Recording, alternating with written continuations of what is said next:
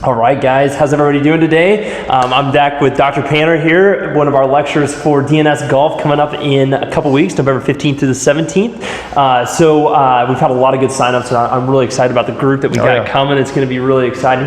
Today we thought we would just kind of get together, and I wanted Dr. Panter to kind of talk about how understanding the dynamics of the golf swing, right, can then transfer right over into a DNS progression or a DNS principle, and how to kind of help integrate not only the movements of the biomechanics of the golf swing, but then also right into how that correlates to a DNS position. So, I think that's where we're both excited about for this upcoming seminar, is the idea that you have the DNS principles with the application and integration, like you said. So that's kind of the baseline in understanding biomechanics, and then understanding the DNS principles, and then marrying those two, I think, is what we're both all excited about for sure. Yeah, I love it. So I'm going to let him take it away. So he's going to talk a little bit about how right shoulder, if you're a right-handed golfer, right shoulder external rotation is really, really important, and then one quick DNS position of how we can kind of help not fix it, but then integrate it into the golf swing. Just a little snippet. Yep. So what we know in the golf swing, a lot of our top PGA Tour players and our top amateur athletes, or just even if you're a good golfer, what they show you and what they do with their right shoulder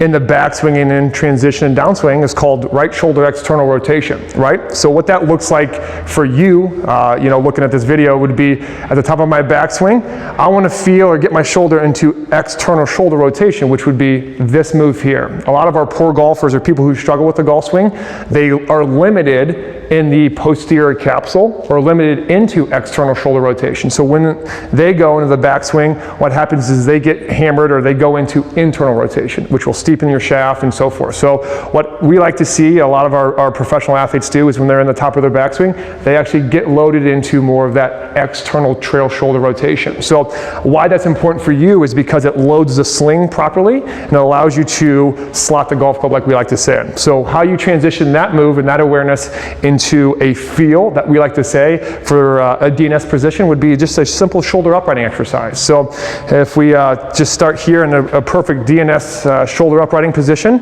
from here what we're going to do here is we're just going to add our support point on the elbow. We're going to start here, and we're just going to roll the chest, kind of get a little bit of pressure to the elbow, kind of come up through there, and kind of hold that position right there, getting really good centration of the shoulder, making sure no upper trap activation, scapular stability, and then we're going to come back down.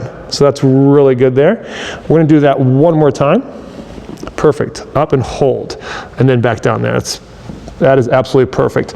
And that same move that Thomas just did here, that little uprighting exercise, if you can envision, is the same feel and the same awareness of getting into this position here. So looking at a shoulder uprighting position and the DNS protocol would be the same move in transition that we look for in the golf swing. So that's what we're going to dive into. That's what we're going to look into November 15th to 16th, 17th at our clinic here, Winchester Spine and Sport, for the DNS Golf application integration of DNS with the golf swing. I hope to see you guys there. Gestalt, edu.com. See ya.